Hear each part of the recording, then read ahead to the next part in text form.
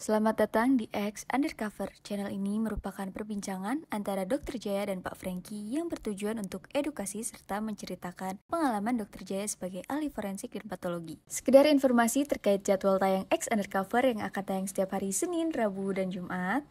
Maka dari itu, untuk mendukung channel ini agar selalu memberikan tayangan yang informatif dan edukatif, kalian bisa dukung kami dengan cara like, comment, subscribe, dan share. Dan selamat menonton! Otak besar, di belakangnya ada otak kecil nempel, di depan otak kecil ada batang otak, terus dia lewat tulang belakang sampai ke tulang sini.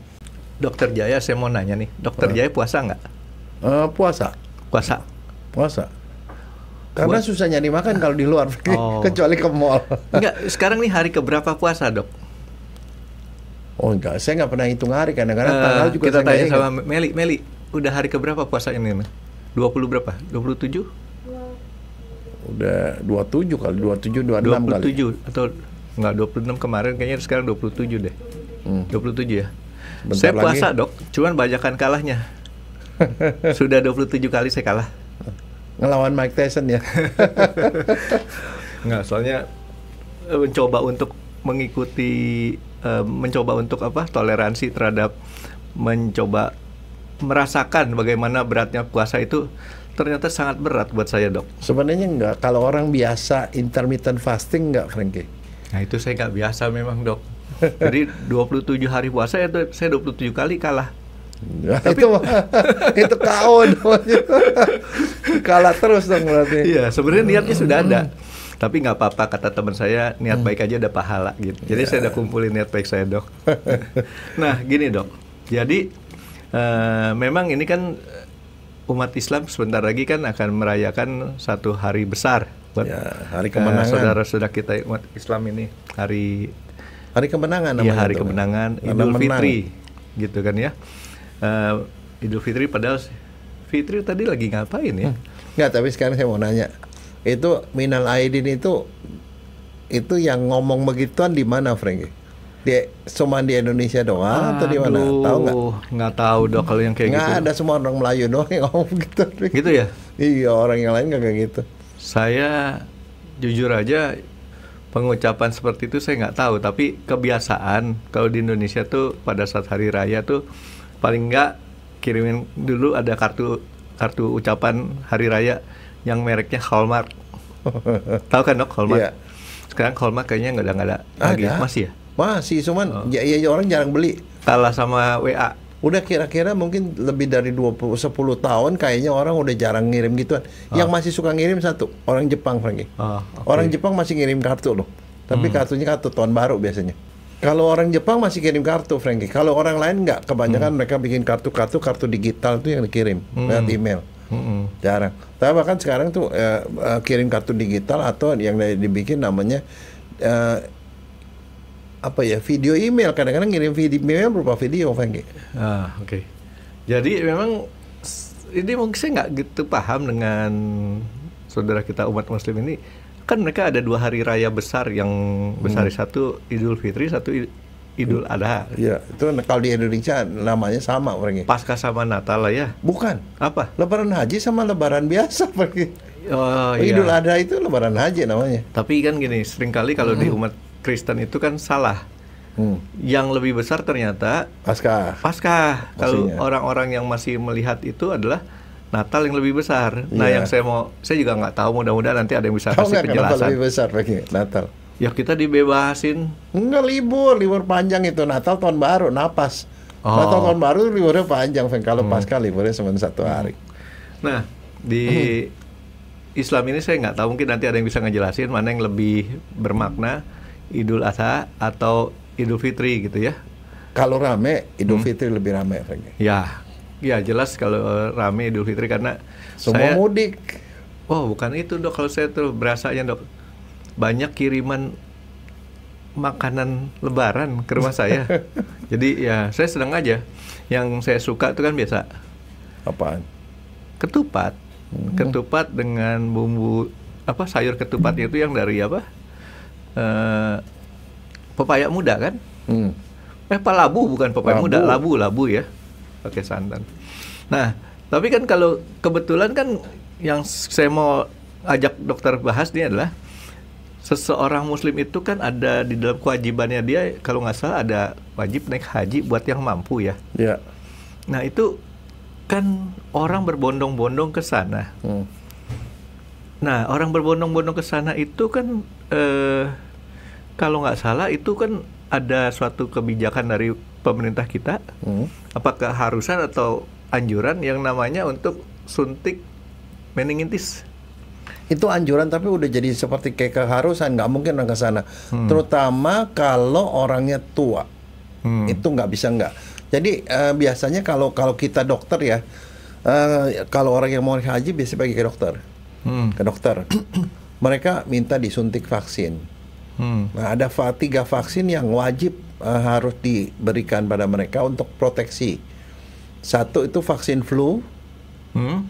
Yang kedua itu vaksin meningitis, dan satu yellow fever, Frankie.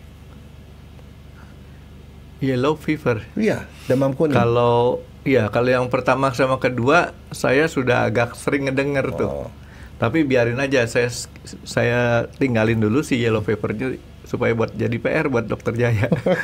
Yang saya PR-nya banyak Dok. Kemarin kan makanya hari ini saya mau ajak dokter ngomong meningitis karena kemarin kan dokter udah punya utang. Enggak, sekarang pertanyaannya begini.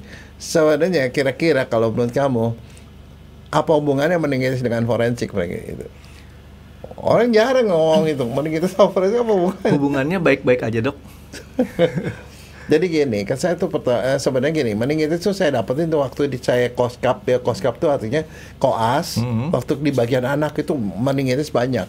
Tahun berapa tuh Dok? Tahun 82, 83, 82, 83, 84. 84. Banyak ada bangsalnya tuh meningitis semua. Anak-anak. Nah, meningitis anak-anak itu kalau di waktu kita belajar dulu ada 2 istilahnya, menser sama menpur. Apaan tuh Dok? Menser sama menpur? Menser itu meningitis serosa. Kalau menpur meningitis purulenta. Tapi zaman 8384 ya saya baru masuk sekolah ya, masih kuliah. Ya, tapi sekarang masalahnya itu apa? Nggak terlalu populer nama itu. Sekarang kayaknya populer banget ya. Padahal karena kenapa? Tahu nggak? Karena di dunia itu banyak negara yang endemi meningitis. Endemi itu artinya penyakitnya nggak hilang-hilang, ada terus gitu loh. Jadi bukan pandemi ya, endemi, ada di satu area banyak itu. Nah, meningitis itu banyak terdapat tuh di negara-negara Timur Tengah, sama di Afrika. Tapi di Indonesia juga banyak, Frankie. Nah, karena itu kita ada orang yang naik haji pergi ke sana, itu dia resiko untuk terkena 3 penyakit tadi. Yellow fever, flu, sama meningitis. Karena kenapa? Naik haji itu cukup lama. Dan banyak orang dempet-dempetan ya. Banyak orang, kalau udah gitu karena dia capek juga kan, aktivitasnya full kan. Ya. Dia capek, daya tahan turun, itu banyak yang pada sakit. Nah, jadi jangan sampai dia pergi naik haji, maksudnya menunaikan ibadah, akhirnya berakhir di sana. Tapi kebayang sih sekarang kita orang-orang yang naik haji dari Indonesia tuh sudah cukup, perjalanannya sudah cukup enak ya. Iya. Karena naik pesawat terbang ya. Ya. Dokter tahu waktu saya masih di Tebet tuh Dok.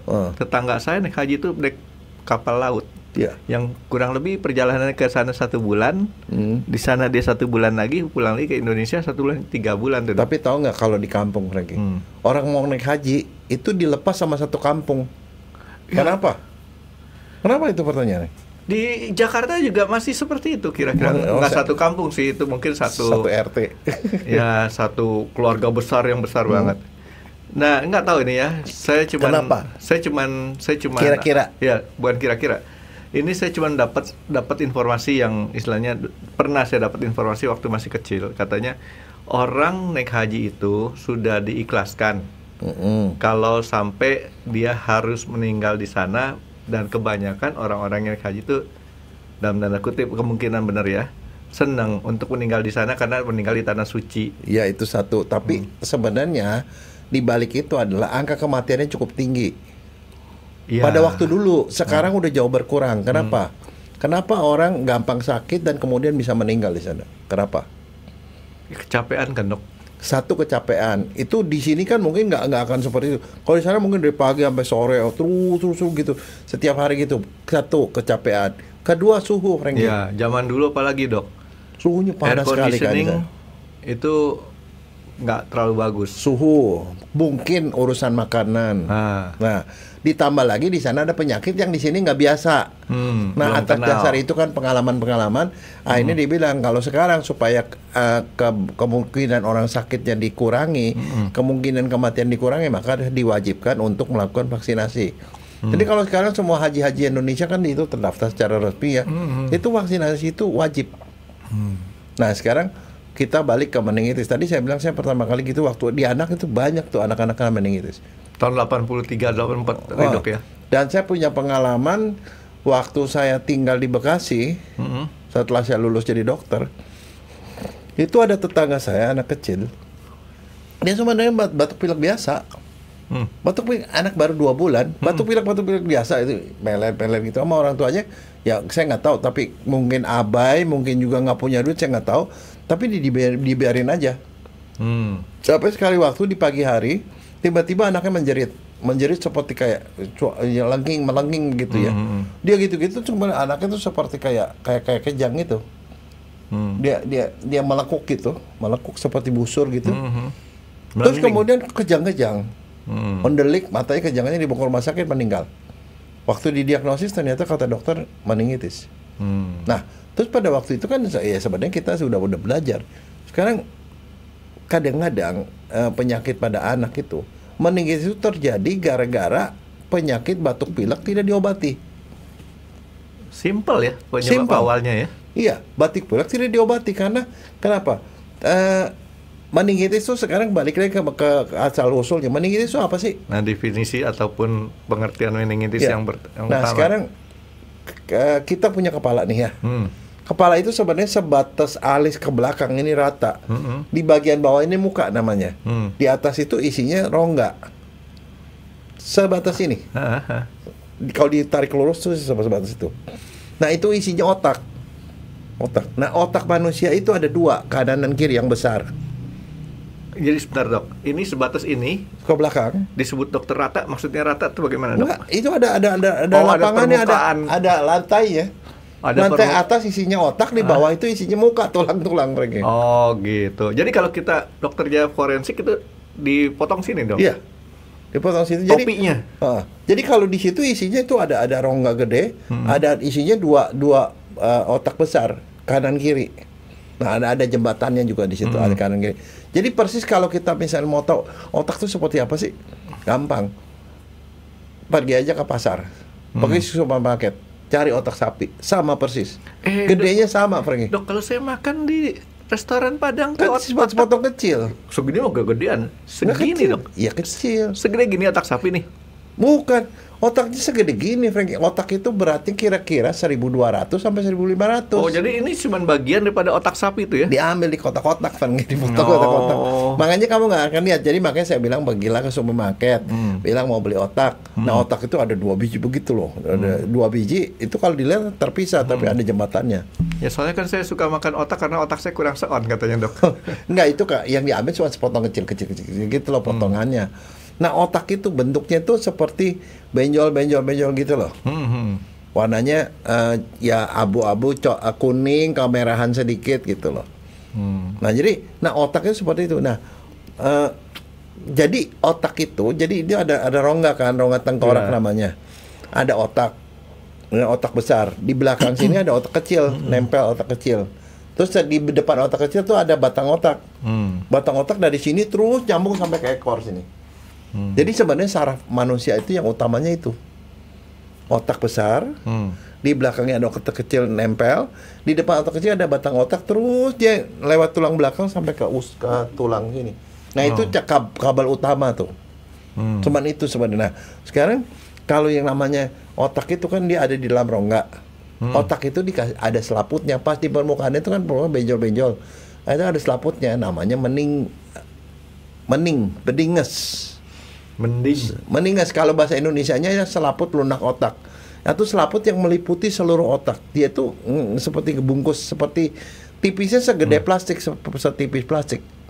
Bening itu. Nah, di luarnya tuh ada selaput yang keras seperti kayak kertas perkamen. Itu selaput keras otak. Kertas perkamen itu apa, Dok? Kertas yang dipakai buat itu loh, yang buat ituan puyer. Oh, kertas roti. Ya, kertas roti. Puyer yang rada-rada keras, bukan yang kertas lembek itu. Nah, jadi di luar ada selaput keras otak. Baru selaput keras itu yang nempel ke tulang. Jadi tulang itu nempel ke selaput keras otak. Permukaan otaknya ada selaput yang lunak, yang tipis banget. Nah, selaput tipis itu namanya selaput lunak otak atau meningan. Nah, meningan itu kalau infeksi namanya meningitis. Oh. Jadi infeksi permukaan otak atau infeksi selaput lunak otak. Jadi selaput otak itu infeksi. Ya. Padahal udah dilindungin sama otak, ke tengkorak, udah dilindungin sama yang kayak tadi Ada yang keras, perkamen lagi. Tapi jangan lupa kuping, pendengaran nyambung ke sana, ada sarafnya. Hidung nyambung ke sana. Hidung kan saya bilang di sini ada saraf. Sarafnya nyambung ke otak. Sinus ke hidung ke otak. Mulut. Jadi semua yang ada di dalam mulut ini, di kepala ini, kalau dia infeksi masuk ke otak. Nah, itu tadi makanya saya bilang pada kasus anak tadi, anak itu infeksi ISPA, infeksi saluran napas atas. Kalau lama-lama mungkin mula-mula virus, lama-lama jadi dia virus itu masih reaknya masih ingusnya masih bening, kemudian ingusnya makin kental, ada kuman, ingusnya mulai jadi kuning, lama-lama gitu kumannya kan makin banyak masuk ke otak.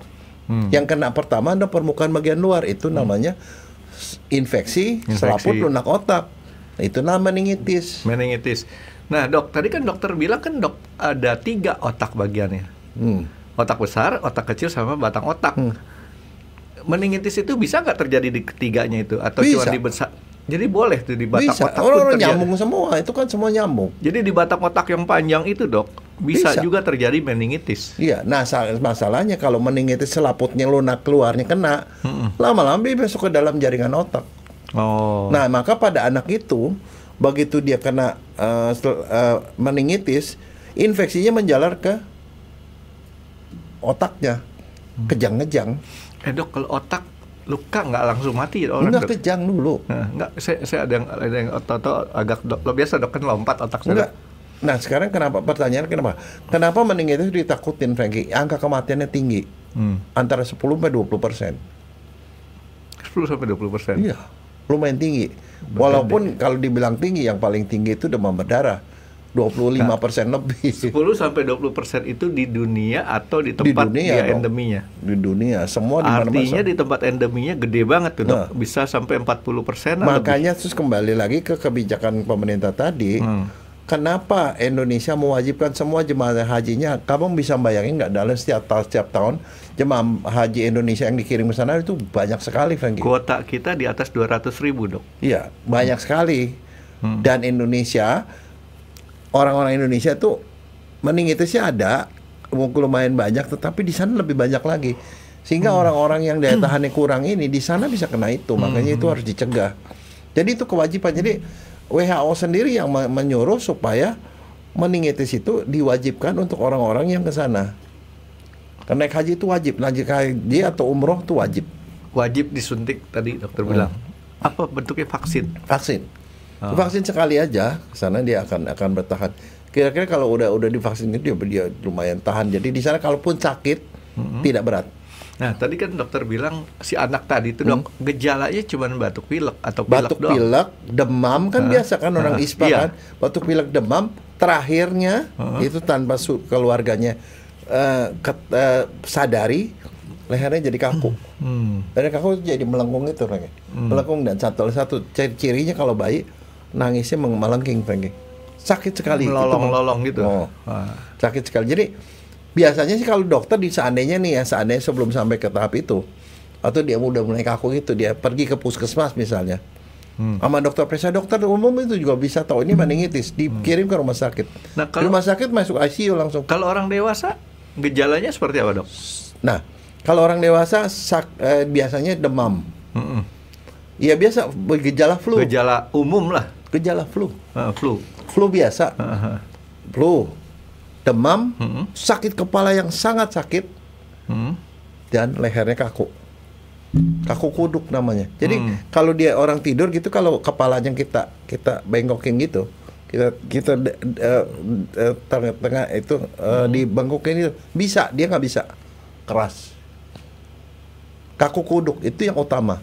3 gejala utama yang sangat khas: sakit kepala hebat, Panas, demam, sama kaku kuduk. Kalau udah gitu udah meningitis pasti. Bawa ke rumah sakit.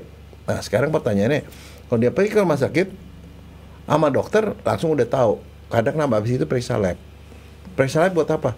Meningitis itu sebabnya itu bisa virus, bisa kuman, bisa jamur. Dan itu hanya bisa ketahuan dengan lab. Dan kemudian tahu meningitis gimana? Meningitis kan lapisan paling luar otak itu ada cairannya. Cairannya itu meliputi seluruh kepala nih, seluruh otak sampai ke sumsum tulang belakang. Jadi biasanya kalau memang ada indikasi seperti itu, diambil nih sumsum tulang belakangnya. Orang itu pasien ini melengkungin, diambil cairan otaknya, dipinggang sini. Iyalah. Disedot. Sedot. Nah, dari sedot. Nah, itulah. Sebentar, Dok. Itu disedotnya itu mesti dioperasi dulu nggak sih? Enggak, tusuk aja sama jarum. Oh, tusuk doang bisa. Iya. Jadi ini kan ada tulang nih, tulang belakang. Ditusuk, diambil cairan diperiksa lab. Kalau dia isinya nanah, banyak sel leukosit, sel darah putih, artinya kuman. Kalau dia bening, mungkin virus, mungkin TBC. Kalau yang normal warnanya apa? Nggak ada leukosit. Leukositnya Nggak ada leukosit. nggak, leukosit itu tanda ada infeksi. Ada infeksi. Nah, terus penyebabnya apa ya? Diperiksa darah nanti bisa ketahuan itu ada kuman. Yang Kuman, kadang-kadang kalau di Indonesia TBC juga bisa bikin kuman, gitu. virus sama apa, Dok? Jamur. Penyebabnya itu. Yang utama sih itu. Nah, sekarang kan kita dia kasih tahu sama dokter penyebabnya itu. Nah, tapi bakteri, tadi kuman, jamur, sama virus. Masuknya lewat mana? Kan ini kan otak ini nggak berdiri sendiri. Dia kan ada banyak saraf yang masuk ke daerah muka segala macam. Lewat kulit? Nggak mungkin Dia lah ya. itu ada 2. Satu dari badan kita, misalnya saya infeksi ginjal. Ke ginjal kan darah kan beredar seluruh. Termasuk masuk ke otak, bisa meningitis. Jadi tanpa tertular dari luar pun bisa? Bisa. Jadi kalau infeksi di tempat lain. Tapi yang paling sering itu di daerah sekitar sini. Kebayang nggak? Ini saya cuma ngomong soal abai. Tadi kan yang soal cerita saya tuh adalah karena dia anaknya batuk pilek nggak diobatin. Infeksi akhirnya masuk ke dalam. Yang berikutnya adalah orang congean. Di Indonesia congean banyak loh. Banyak bau tuh. Dia keluar cairan bening, lama-lama cairannya nanah gitu, baunya setengah mati. Congean itu di situ kuman masuk ke otak, meningitis. Sinusitis nggak diobatin nih, makanya waktu itu kayak ngomong nggak diobatin bisa naik ke atas. Batuk pilek, amandel nggak diobatin bisa naik ke atas. Dan satu lagi gigi, gigi bolong, nggak pergi ke dokter gigi bisa meningitis. Wah. Nah, makanya infeksi di daerah sekitar muka hati-hati, itu penyakit ringan, tapi kalau dia komplikasi daya tahan kita jelek bisa naik ke otak. Jadi artinya ini yang saya lebih agak seriusin nih. Biasanya kan penyakit kan menular kita ketepak dari luar badan kita nih, Dok. Tapi ini ternyata si penyakit ini bisa timbul karena dari badan kita sendiri ya. Itu kan lebih parah. Iya, enggak, tetapi itu juga kan kita sekarang bisa ISPA. ISPA karena kan dari lingkungan. Itu kan jadi kalau misalnya teman kamu sakit flu, kamu bergaul itu kan dari percikan liur. Terus kemudian kamu misalnya sikat gigi. Sharing sikat gigi. Pelit amat. Lah, ada. Sakit. Tapi jangan lupa yang sharing apa? Sharing rokok. Kalau saya infeksi, saya ngerokok nih, minta dong itu, langsung disedot. Sering kan? Nah, kalau rokoknya bukan sharing, tapi kan dokter tahu kan cara orang nyalain rokok kan? Minta rokoknya. Oh, kalau itu minta api, bukan rokok. Itu bisa nembus nggak? Enggak. Oh, enggak ya. Enggak, kalau kan ada orang kan suka orang ngerokok langsung diambil aja, langsung disedot sama dia.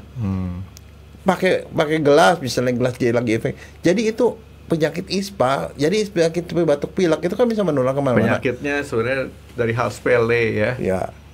Yang istilahnya penyakit-penyakit sangat umum di pasaran. Iya, cuman artinya kenapa? Kapan bisa jadi meningitis? Kalau daya tahan kita jelek, di daerah sekitar situ ada infeksi, dia bisa menjalar ke situ karena dia nggak ada proteksi lagi, daya tahannya nggak ada gitu loh. Nah yang paling luar adalah meningitis. Tapi kalau meningitis dia masih jelek juga, dia bisa masuk ke otak. Kalau udah ke otak kejang-kejang bisa mati. Kalau orang sudah kejang-kejang seperti itu, Dok, itu akan bisa juga terjadi hal lain. Itu untuk memastikannya dia meningitisnya harus lab tuh, Dok. Bawa ke UGD. Bawa ke UGD. UGD nanti diperiksa darah. Terus dokter pasti kalau meningitis dia tahu loh kuduknya, kaku kuduk namanya. Kuduknya kaku gitu. Dia tahu oh ini meningitis, langsung periksa lab. Dari situ ketahuan itu meningitis bukan atau penyakit lain atau apa. Kalau udah benar-benar meningitis, masuknya ICU, Frankie. Udah pasti. Jadi bukan perawatan biasa ICU. Tapi meningitis ini kan masih bisa disembuhin kan, Dok ya? Oh, bisa kan. Makanya kan saya bilang, dia asal dideteksi dini sebelum ada komplikasi dibawa ke rumah sakit. Ada obatnya karena virus bisa dikasih antivirus. Dia demam dikasih anti demam, dia kejang dikasih anti kejang. Kalau kumannya dikasih antibiotik. Dia jamur dikasih anti jamur. Jadi artinya sebenarnya kalau dia bisa ketahuan it's no problem. Nah, sebenarnya jadi masalah gini, Indonesia TBC tinggi. TBC tinggi loh, masih banyak. Sini masih jadi masalah kesehatan. TBC batuk-batuk, orang bilang apa hubungannya batuk-batuk bisa bikin meningitis. Nah kalau dia sampai batuk-batuk terus kemudian ya pokoknya TBC ada yang kronis kan nggak jelas batuk apa enggak tapi dia TBC di ronsen baru ketahuan ternyata TBC. Meningitis dia harus diobatin TBC-nya. Nah TBC diobatin beda dengan antibiotik. Kalau dengan yang karena kuman biasa dikasih waktu seminggu 2 minggu paling lama juga sebulan dikasih antibiotik pasti baik. Kalau kumannya tepat ya, obatnya antibiotiknya tepat itu pasti dalam waktu seminggu 2 minggu sembuh. Tapi kalau TBC pengobatannya harus 9 bulan, minimal 6 bulan. Panjang tuh ya Iya. pengobatannya. Nah itu selesai nanti meningitisnya juga selesai. Jadi meningitis itu suatu hal yang boleh dibilang tadi dokter bilang cukup besar ya dia punya persentasenya, tapi problemnya bisa timbul dari badan kita sendiri menghasilkan meningitis, tapi beruntungnya masih bisa disembuhin. Iya. Nah. Tapi begini kan kadang-kadang orang suka lalai. Dia ada infeksi paru, infeksi ginjal atau apa, tapi nggak diobatin. Nah itu kan komplikasinya lebih lanjut bisa meningitis. Orang congean nggak diobatin, kan itu kan sering. Congeannya diobatin karena sumbernya dari situ. Kalau dia sinusnya berobat lah. Kalau giginya bolong, orang paling segan ke dokter gigi, Frankie. Kalau bukan sakit banget dia nggak pergi ke dokter gigi, ditambal karena itu sumber kuman tuh bisa masuk ke otak juga. Tapi saya agak curious sedikit mau nanya masalah endemi tadi, Dok. Dokter bilang kan di Timur Tengah sama Afrika terbanyaknya, artinya kan kenapa nggak kita coba untuk yang tadi yang itu kita kurangi kan kalau udah tahu. Di Indonesia juga banyak. Tapi masalahnya kamu ISPA, saya mau nanya, kamu ISPA kamu ke dokter apa enggak? Kagak, Frankie. Orang congean ke dokter kagak. Orang sakit gigi bolong. Enggak. Kecuali kalau udah sakit giginya luar biasa baru pergi. Itu kan sebenarnya prinsipnya cegahlah sebelum itu menjadi meningitis itu loh. Oh. Ya, ntar saya rajin-rajin ke dokter gigi deh, Dok. Ya enggak, bolong, terutama bolong ya. Bolong memang ini. Nah sekarang misalnya contoh orang bau mulut, ya hal kecil lah. Bau mulutnya kenapa? Ternyata ada karies, ada gigi bolong. Ya gigi bolong diselesaikan, bau mulutnya hilang. Salah satu resiko meningitis hilang kan. Sinusitis kan sering orang sinusitis, tapi nggak berobat. Berapa banyak yang berobat? Tapi kan tadi dokter Jaya bilang kan meningitis bisa disembuhkan, Dok. Iya. Karena sebabnya jelas dan itu bisa diketahui di rumah sakit. Dokter kan, dokter sering nonton TV nggak, Dok ya? Acara-acara yang boleh bilang acara separuh gosip lah, separuh apa? Oh iya suka. Suka apa sering? Nggak sering. Tapi suka. Suka kalau ada ya saya nonton. Nah, jadi nggak sering ya, tapi suka. Nah, pertanyaan saya, Dok, kalau nggak salah di dalam TV swasta kita nih, Dok, kan ada artis ada beberapa yang diberitakan kena penyakit meningitis. Ada. Nah itu makanya kenapa nggak bisa sembuh? Dia kan artis, duitnya banyak. Bukan soal terlambat, itu kan tadi kita ngomongin apa? Nggak orang ini ulabai. lalai, dia sakit kan cepat berobat. Satu, kedua, kenapa artis gampang kena? Karena artis itu capek, Frankie. Coba deh sekali waktu kalau kamu punya teman artis, tanya, kalau dia lagi syuting, bisa sampai tengah malam, bisa sampai pagi, Frankie. Ya, saya tanya dokter Jaya, kan dokter Jaya sekarang udah jadi artis. Oh enggak. Yang ngomong artis itu cucu saya bilang, Grandma udah jadi artis katanya. Enggak. Tapi artis itu kerjanya capek, Frankie. Overwork, mungkin makanannya juga tidak terjaga dan dia sering ngumpul sama orang itu loh. Nah, satu lagi sebenarnya gini, kadang apa yang menyebabkan orang itu gampang kena meningitis? Daya tahan merosot, Daya tahan merosot. Biasanya misalnya dia capek, kerjanya kurang makan vitamin, makanannya kagak beres. Makanan sebenarnya kalau daya tahannya bagus, makanannya bagus, makan sayur banyak, makan buah banyak, ada multivitamin dia makan. Cukup tidur, udah pasti daya tahannya juga bagus. Tapi ada beberapa orang yang karena kondisi tertentu dia memang merosot, Frankie. Daya tahannya apa? Orang autoimun. Orang autoimun daya tahannya memang kan ngaco tuh, dia punya kekebalan. Itu pasti gampang. Orang yang lagi di kemo bisa meningitis. Kenapa? Orang di kemo itu kan dia dikasih obat yang bisa menghancurkan ketahanan daya tahannya. Apalagi orang yang kena penyakit HIV. Itu kekebalannya memang turun. HIV atau AIDS itu kekebalan turun, itu gampang kena penyakit meningitis. Nah, satu lagi adalah apa? Orang yang kekurangan vitamin D3, kembali lagi, Frankie. Kurang vitamin D3, daya tahannya itu tidak cukup kuat untuk melawan apapun gitu. Jadi kalau ada infeksi sedikit, wah merajalela di dalam badan. Makanya dokter Jaya besok-besok kalau saya ajak kita cari vitamin D3, dokter Jaya ikut, Dok. Di mana nih? Di lapangan golf, Dok. Kan itu berjemur. Kalau saya mah mendingan pergi ke dokter Dian, pergi. Langsung dicus, langsung naik. Nggak, tapi kenapa saya ngomong gitu? Karena kenapa? Itu WHO mengadakan penelitian di berbagai macam negara, termasuk di Indonesia dan Thailand. Indonesia dan Thailand itu termasuk yang diperhatikan. Karena kenapa? Dari yang normalnya mestinya 80, rata-rata orang Indonesia cuma 17,2. Karena 17 itu angka keramat, Dok, buat kita Indonesia. Tapi kalau segitu itu akibatnya apa? Daya tahan nggak bagus, gampang mencret, gampang infeksi, gampang kena penyakit macam-macam, gampang kena kanker, macam-macam, ujung-ujungnya panjang. Jadi makanya kalau kondisi di Indonesia memang kurang begitu, di Thailand juga sama. Orang bilang, kenapa kok negara tropis sinar matahari banyak kok masih kekurangan? Sumber makanan yang nggak cukup. Sumber makanan nggak cukup, tapi yang kedua jangan salah. Kita punya pigmen yang lebih banyak daripada orang bule. Pigmen kita itu melanin, pigmen warna kulit kita ini, itu menghambat sinar matahari.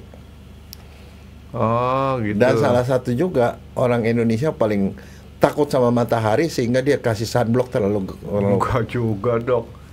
Kita jalan-jalan. Apalagi kalau kamu sunblocknya 1 senti. Enggak, Dok. Dokter Jaya salah, orang Indonesia apalagi orang di Jawa, Dok. Kita jalan-jalan aja ke matahari, Dok. Nggak takut. Oke, nah ini balik ke meningitis dulu, Dok. Saya agak penasaran terhadap artis-artis kita yang tadi Dokter Jaya bilang itu terlambat. Betul kan, Dok ya? Ya. Nah, sampai batas mana dia disebut terlambat atau dia masih bisa ketolongan, Dok, kira-kira? Karena dia udah menunjukkan gejala sakit kepala hebat. Biasanya jadi gini, tadi gejalanya yang utama 3 ya. Sakit kepala hebat, panas, terus demam, satu lagi kaku kuduk, yang lehernya kaku. Ada beberapa orang dia muntah, Frankie. Muntah-muntah. Ada beberapa orang begitu ketemu kita kayaknya udah seperti kayak orang linglung. Ditanya tuh kayaknya nggak setengah linglung begitu. Linglung. Ada beberapa orang kalau kena penyakitnya kuman Neisseria namanya, Neisseria meningitidis. Itu di badan itu ada seperti kayak bercak-bercak, seperti kayak biru merah gitu, ada bercak. Kalau kita tekan gitu biru masih ada. Itu khusus khas tuh. Tes dulu lah. Dan itu salah satu yang khas. Jadi gejalanya ada seperti itu. Dan kalau sudah rada gawat, kejang-kejang. Nah kalau anak kecil tuh nangisnya ketahuan. Kalau kejang-kejang tuh banyak kejadian tuh, Dok, katanya meningitis seperti itu. Jadi artinya kalau sudah mulai lebih parah lagi tuh udah mulai kayak tadi, Dok ya? Ya, kalau leher udah kaku udah ke rumah sakit lah. Nah kadang-kadang gini, Dok, membedakan meningitis atau bukannya kaku puduk tadi ya. Ya. Kan kita kalau makan daging atau makan yang mengandung kolesterol terlalu banyak tuh dok, kadang-kadang di sini juga kan Dia rasanya nggak kaku enak. itu rasanya kaku yang bersangkutan. Tapi kalau kaku kuduk ini kita bengkokkan lehernya nggak bisa bengkok. Begini orangnya. Udah kaku beneran tuh ya, Iya. bukan rasanya kaku ya. Bukan. Ini secara fisik udah Nah, kaku. makanya kalau dokter salah satu caranya mening itu apa dilekukin ininya, ditekuk itu nggak bisa. Biasanya Nah, sekarang pertanyaannya begini. Tadi kan kembali saya bilang, apa hubungannya dengan forensik? tadi saya bilang baik-baik aja, dokter bilang nggak benar itu. Begini, saya tuh waktu di bagian forensik, kan kita tuh ada dari sekitar sekian ribu kasus per tahun, itu ada yang SK5. SK5 itu orang mati mendadak. Mati mendadak nggak tahu apa-apa, tiba-tiba kejang-kejang gitu, terus mati. Kan itu mencurigakan, apalagi kejadiannya di rumah istri muda. Apalagi kejadiannya habis berantem. Atau tidak ada apa-apa, tiba-tiba kayak gitu, kok batuk pilek doang biasa. Maka orang akan curiga, jangan-jangan diracun. Jangan-jangan dia ada apalah, something. Makanya itu kemudian keluarga yang curiga itu melaporkan ke polisi. Orang normal tiba-tiba mati udah pasti menimbulkan kecurigaan. Lapor polisi kirim ke bagian forensik. Nah, pada waktu diotopsi, apa yang kalian kelihatan? Kan otopsi kan kita buka kepalanya. Begitu buka kepala ini ada otak. Di atas otaknya itu ada nanah, Franky. Ada nanahnya. Infeksi udah. Bernanah kuning gitu. Nah, kalau udah begitu kita ambil otaknya, kita periksa di mikroskop. Oh, banyak sel. Jadi gini, kalau virus kita bisa tahu. Virus biasanya nanahnya tuh tipis, nggak bernanah lah. Jadi banyak air gitu diperiksa, tapi itu banyak sel-sel darah putih yang bulat-bulat. Oke. Yang bulat-bulat. Kalau TBC juga sama gitu, tapi kalau yang kalau yang karena kuman itu sel darah putihnya beda jenisnya. Dok, kalau orang di otopsi kayak gitu, kan dokter forensik kan ngambil sampel-sampelnya, dok. Ya. Yang melakukan penelitiannya Sendiri. Saya periksa sendiri. Oh. Iya, saya ambil jaringannya, dipotong, dikasih formalin, dipotong, dilihat diwarnai, ditaruh di kaca, diwarnai, saya lihat sendiri. Oh, ini infeksi, ini meningitis. Karena selaput tipis otak itu banyak Jadi kalau sel si darah virus putih. tadi dia nggak terlalu kelihatan. Kelihatannya di mikroskop. Ya kelihatan di mikroskop. Tapi ininya bengkak, Franky. Kelihatannya Si bengkak, kepala banyak tadi, airnya. Tapi kalau yang nanah itu kuman. Kuman. Dan kalau kayak begitu, kadang-kadang nggak begitu, periksa lewat ternyata otaknya cuma udah kena. Jadi di sel darah putihnya sampai ke otak. Nah, jadi kalau udah gitu kita langsung hubungin polisi. Pak, ini mah sakit, Pak. Sakit gak diobatin, bukan kriminal. Kasus close. Nah, itu cukup banyak, Franky. Tadi dokter bilang kalau meningitis termasuk SK5. SK5 itu adalah penyakit mendadak. Adanya lebih bahaya kalau di tempat istri muda. Iya, istri muda habis berantem, curiga punya musuh segala macam, itu kan pasti menimbulkan curigaan. Padahal mah kalau perempuan biasanya nggak SK5, dok, yang dia tahu, dok. Apaan? SK2. Apa tuh? Di mall banyak, dok, SK2, SK, terus ada 2 Romawi gitu. Itu Nama kosmetik. iya tuh. Tapi kalau di forensik SK2 itu pembunuhan, Franky. Oh, gitu. Pembunuhan. Ulang SK2, wah itu pembunuhan. Kalau SK5 itu termasuk salah satu penyebab kematian mendadak pada orang sehat tiba-tiba bisa meninggal. Jadi artinya orang sehat tiba-tiba meninggal, kecurigaannya biasanya racun atau penyakit. Tapi penyakitnya apa kan harus diperiksa, makanya harus diotopsi. Sekarang pertanyaannya, bisa nggak kita cuman periksa kepalanya doang kita bilang itu penyebab kematian? Nah, saya tanya sama dokter aja dah. Nggak bisa. Hah? Nggak bisa. Nggak bisa. Otopsi itu tidak ada otopsi parsial. Otopsi all or none. Otopsi semua atau nggak sama sekali. Karena sekarang otaknya misalnya ada meningitis. Kita bilang ini meningitis. Tapi meningitis apaan? Pada waktu diotopsi, ternyata di parunya pun ada nanah. TBC. Berarti TBC yang bikin meningitis. TBC Iya, Dok. menyebabkan meningitis, baru dia mati. Nah. Bisa misalnya radang-radang jantung, miokarditis, radang otot jantung, bisa ke meningitis. Jadi kita nggak bisa tahu yang pasti, karena kadang-kadang kita bilang ini meningitis, tahu-tahu begitu dia apa? Ada trauma infeksi ke situ. Dan salah satu penyebab meningitis adalah trauma, Frankie.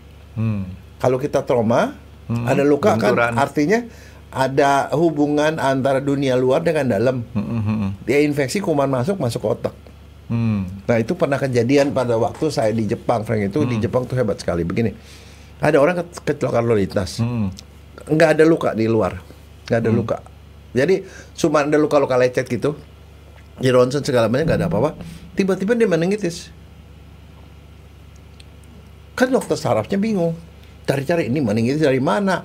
Kuping nggak apa-apa, hidung nggak apa-apa, mulut nggak apa-apa, amandel nggak ada, apa segala macam. Di belakang yang lain nggak ada apa-apa. Dan kalau dokter kalau gitu dia tetap harus cari sumbernya dari mana. Kenapa kok bisa kuman masuk ke dalam otak? Itu kan daerah tertutup. Kalau ada patah, jelas. Tahu nggak? Dokter sarafnya bilang, saya nggak tahu. Kalau ke dokteran itu kita biasanya nyari kumannya masuk dari mana, port dantry-nya. Port dantry itu tempat masuknya. Kenapa bisa masuk ke otak gitu loh? Akhirnya dia datang ke dokter forensik. Konsul. Anaknya orangnya mati, bukan mati, masih hidup. Tapi dia mau tahu sebabnya di mana. Kalau sebabnya ketahuan kan dia bisa obatin atau apa. Dia datang ke dokter forensik. Profesor saya namanya Profesor Yoshitsugu Tatsuno. Dia ahli tentang trauma kepala. Nah, dia bilang, keadaannya di mana? Dikasih itunya. Ini lukanya di sebelah sini, gini-gini. Oke. Terus dia bilang, ada patah nggak? Karena patah itu salah satu tempat untuk masuk kuman. Nggak ada katanya. Si Prof bilang, pasti ada. Pasti trauma itu bikin patah. Dia bilang, saya udah ronsen, sudah itu kagak ada patah. Nggak ada, Frankie. Pada waktu itu kita belum ada MRI, CT scan ya. Nggak ada, dia bilang. Si profesor ambil bawa tengkorak. Dikasih unjuk. Tengkorak kita ini terdiri dari lempengan-lempengan. Ini di dahi satu lempeng, pelipis 2 lempeng, di ubun-ubun sini 2 lempeng, di belakang ada 2 lempeng. Lempengan-lempengan. Lempengan itu nyambung. Tapi karena ini sambungan, kan dia bisa geser. Nah, dia bilang begini, kalau ada tengkorak seperti ini, ada pukulan di sebelah sini, maka dia seperti kayak benda yang begini-gini kan dia bisa overlap. Kalau overlap begini, tekanan dari sebelah sini pasti patah di daerah sini. Daerah yang stress area namanya. Patahnya daerah sini. Nah, dia bilang, ada nggak patah sini? Dia bilang nggak ada. Profesor bilang, belum tentu. Kamu foto ronsennya pakai posisi apa? Kepala kan nih ronsen dari sini, kanan, kiri gitu ya. Dia bilang pakai posisi gini. Salah. Mestinya pakai posisi ini supaya bagian ini kelihatan. Kamu kebayang nggak? Kalau sini ada patahan nih. Kalau pas kamu dari sebelah tegak lurus kan kelihatan. Tapi kalau dari samping sini kan nggak kelihatan. Dia bilang, pakai posisi ini. Coba di foto ronsen lagi. Di ronsen ada patahan. Patah sini. Frankie, abis begitu saya bilang, gila nih ya profesor saya. Dia bawa tengkoraknya gini-gini, ini sebelah sini, ini mesti pakai posisi begini. Artinya itu kita tuh bisa membantu tuh untuk ngelihat seperti itu. Itu profesornya separuh dukun tuh dok ya? Lo nggak, dia tuh profesor saya ahlinya itu di Jepang itu paling jago. Di dunia pun dia sering banyak bikin tulisan. Dia tuh lulusan dari Jepang, terus dia sekolah di Eropa, di ahli-ahli kepala gitu.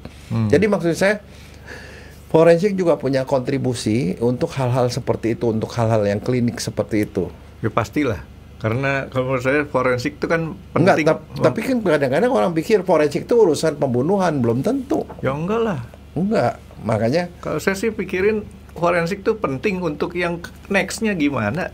Ya karena forensik itu ngelihat keseluruhan, semuanya dilihat sampai sehabis-habisnya kan. Ya kan sekarang kan orang kan cuma ngelihat setelah kejadiannya. Tapi nggak, saya tuh gini dok, biasanya saya kalau dalam pekerjaan nih dok, saya selalu nge-review sama bikin planning, review dan planning.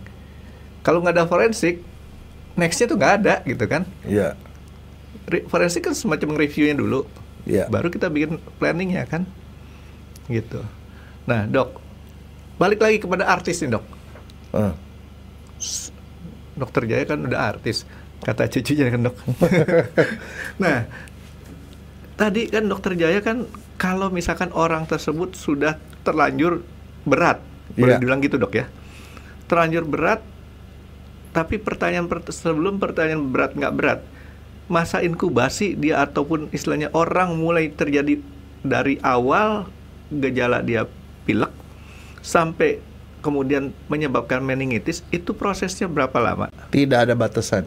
Bisa cepat, Bisa bisa cepat, lama. bisa lama. Tergantung daya tahannya dia. Tergantung daya tahan. Kalau daya tahannya bagus, bisa kita batuk pilek 5 hari juga pasti sembuh sendiri kan. Artinya daya tahan kita cukup untuk menghantam Nah itu. sekarang kalau balik ke si artis ini kan kita lihat dia kan kemudian ditaruh di rumah sakit Ya, sampai berbulan-bulan masuk ICU, di rumah akhirnya sakit yang cukup reputable lagi ya. Kenapa istilahnya udah disuruh istirahat juga daya tahannya tetap nggak naik gitu kan ya? lah, Frankie, kedokteran itu tidak bisa menyembuhkan 100% kalau datangnya udah terlambat. Datangnya sudah kondisi artinya sudah luas banget itunya. Jadi kayak baterai handphone ya dok? Iya, terus kadang-kadang mungkin saya nggak tahu. Mungkin dia dikasih obat antibiotiknya dikebal. Kenapa sering minum antibiotik sembarangan? Sehingga kasih antibiotik ini nggak mempan. Bisa juga kena virus atau kuman yang sudah yang lebih ganas lah begitu. Bisa juga begitu. Tapi Kita nggak pernah tahu. Tapi dokter tahu kan kenapa saya sebut baterai handphone dok? Ya. Apa? Kan kadang-kadang orang bilang saya nggak nyambung. Sebenarnya baterai handphone tuh saya umpamakan gini, baterai handphone tuh kita kan handphone tuh bisa mati kalau baterainya udah habis. Iya. Di charge juga percuma kalau baterainya udah rusak. Iya, Iya kan? dicas naik sebenarnya ambruk. Itu dia maksud saya. Iya enggak kondisi gitu. Tapi kan- kondisi itu kan daya tahan lagi. Balik-balik ke situ. Jadi saya mesti jelasin sedikit supaya orang-orang bisa ngerti kenapa saya disebutnya admin bilang katanya sering kagak nyambung, padahal sih bukan. Ada beberapa yang tahu kemana arah omongan saya. Cuman sekarang saya mungkin mau lebih bantu supaya mereka bisa lebih paham kemana omongan saya. Nggak, jadi memang jadi prinsipnya gini. Sekarang masalahnya gini, bisa dicegah nggak? Bisa. Nah, gimana? Tadi dokter bilang vaksin. Jangan Daya vaksin tahan. dulu. Kalau infeksi jangan dibiarkan berlarut-larut. Kalau congean berobat ke dokter THT. Kalau sakit gigi bolong ya berobat ke dokter gigi. Jangan sampai dia udah sakit udah bengkak segala macam. Terus kalau sinusitis ya berobat. Kalau infeksi di bagian organ-organ lain ya berobat ke dokter. Nah, nih dok. Ini yang saya alami nih dok. Saya sering didiagnosa sakit ini, sakit itu, sakit ini, sakit itu sama temen. Tapi anehnya begitu sampai dokter tuh penyakit hilang. Nah, yuk. Bagus, berarti dokternya manjur kan? Bukan. Itu placebo effect namanya. Kamu tuh contoh. percaya sama dokternya baik. Sepenting anak kecil pergi ke dokter, belum sampai dokter udah adem. Demamnya hilang Nah, loh. itu dia. Jadi kalau terjadi hal seperti itu di mana badan kita menyembunyikan penyakit kita, Enggak, kalau yang begitu enggak, Franky. Yang beginian ini kita ispas kalau itu penyakit yang udah kronis dibiarkan berlarut-larut itu aja. Jadi jangan berlarut-larut lah. Jadi kalau Itu satu. Yang kedua, daya tahan tuh bisa ditingkatkan dengan cara makan yang baik. Kalau misalnya kita batuk pilek atau teman batuk, pakai masker. Kalau batuk kan ada batuk yang sopan kan, mesti ditutup. Jangan ngeludah atau bersin sembarangan. di Singapura Iya, kita ngeludah bisa kita kena fine tuh dok. Iya, kayak gituan. Jadi dan salah satunya vaksinasi. Karena anak-anak kecil nih, anak-anak yang di bawah 1 tahun, itu kalau ke dokter anak, udah pasti divaksin. Vaksin meningitis, HIV namanya. Oh, HIV tuh vaksin meningitis. Iya, Haemophilus influenza itu salah satu kuman yang sering menyebabkan meningitis. Di vaksin HIV. Kalau mau naik haji, ya mesti vaksinasi. Vaksinasinya apa? Vaksinasi meningitis. Karena di sana banyak kumannya dan di sana pasti kondisinya merosot. Jadi begitu. Jadi sebenarnya nggak susah. Saya cuma bilang karena orang nggak ngerti, nggak tahu, bawa ke dokter udah terlambat. Padahal itu cuma gara-gara lalai. Nah sekarang kalau misalnya kita sehat, harus vaksinasi nggak?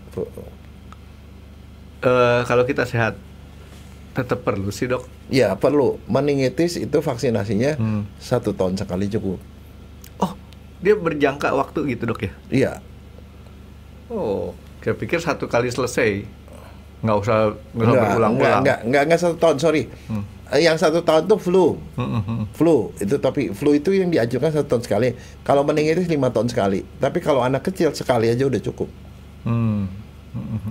Jadi artinya pergi ke dokter lah, kontrol lah sekali. Kadang-kadang mencegah lebih baik daripada kita ngobatin, Frank. Karena tadi saya bilang itu orang lalai itu, ada saya berapa kali ketemu orang yang mungkin ini meningitis dari mana, mungkin oh ternyata sakit yang lain. Misalnya sakit TBC nggak diobatin jadi meningitis. Berarti saya ngerti sekarang, Dok. Kenapa kawan saya yang kemarin saya sebut itu, Dok, di Amerika itu meninggal karena meningitis. Artinya pada saat dia ke Amerika, kemungkinan nih, Dok, ya, terjadi flu biasa aja. Terus kemudian diabaikan. Menyebabkan meningitis dari dalam dirinya sendiri gitu kan. Karena gini, ada 3 kuman yang paling sering menyebabkan meningitis. Kuman ya. Kuman itu yang paling sering menyebabkan itu namanya satu itu Neisseria meningitidis, itu kuman. Satu, yang kedua Streptococcus pneumonia. Jadi sebenarnya penyebab pneumonia jadi bikin meningitis. Satu lagi Haemophilus influenza. Haemophilus influenza jadi itu virus influenza. Ada yang tipenya B, itu gampang bikin meningitis. Makanya dikasih vaksinnya HIB. Itu paling banyak. Yang kedua Neisseria, yang ketiga Streptococcus tadi.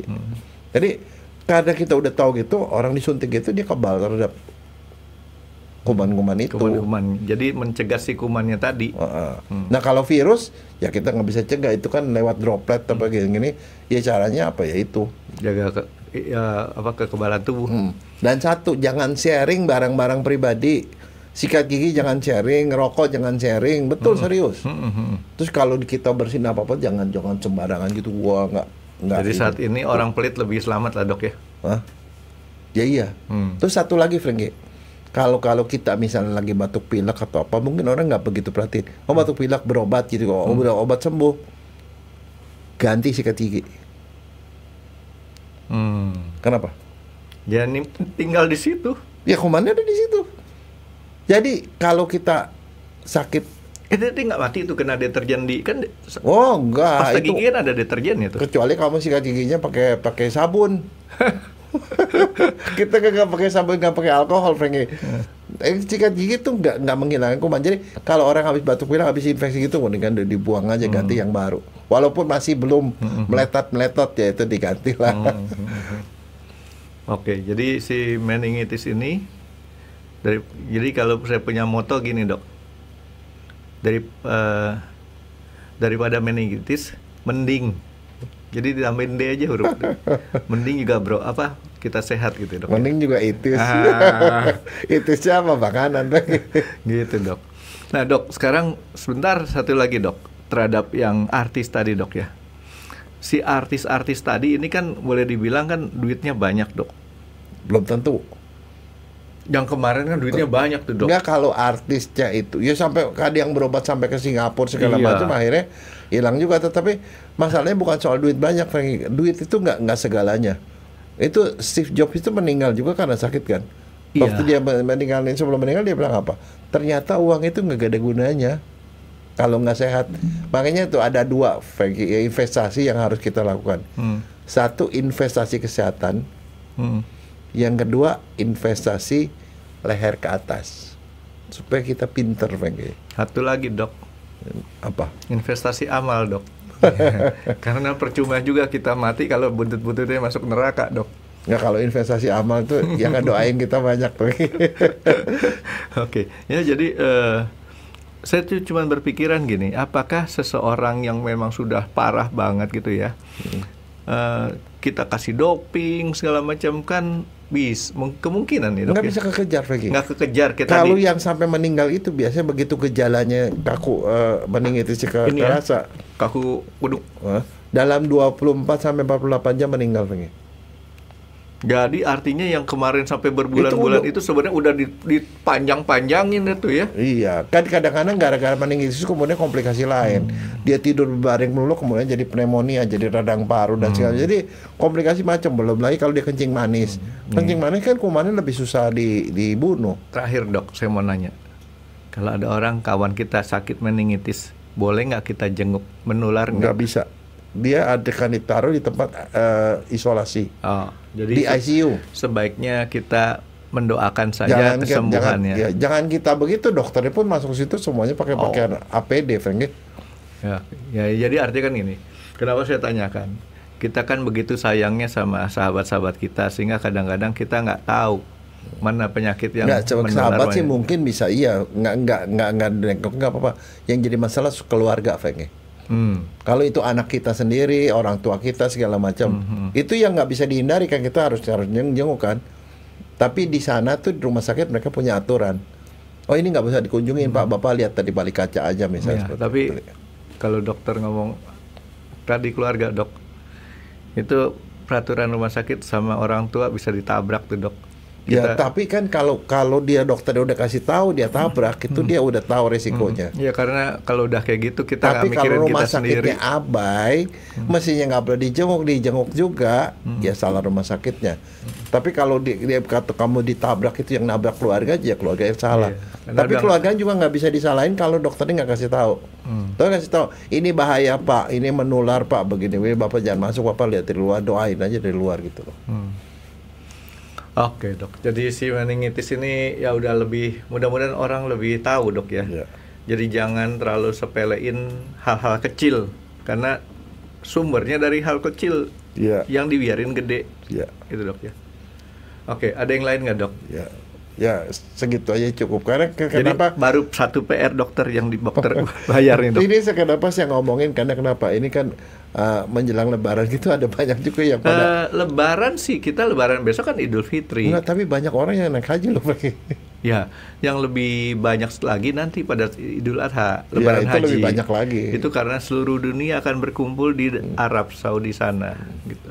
Tapi kalau kemungkinan yang orang umroh atau naik haji itu nggak mungkin dia nggak divaksinasi, Frank, ya udah itu bagian pengelola hajinya itu udah pasti mengharuskan prosedur tetap. Oke dok, kita sekarang jaga kondisi kita dulu dengan kita isi kekebalan tubuh kita dulu dok. Terima kasih sudah menonton X Undercover. Jangan lupa like, comment, dan subscribe. Dan ditunggu ya video-video kami selanjutnya. Nah buat kalian, jika ada pertanyaan untuk Dr. Jaya, boleh banget komen di bawah. See you guys.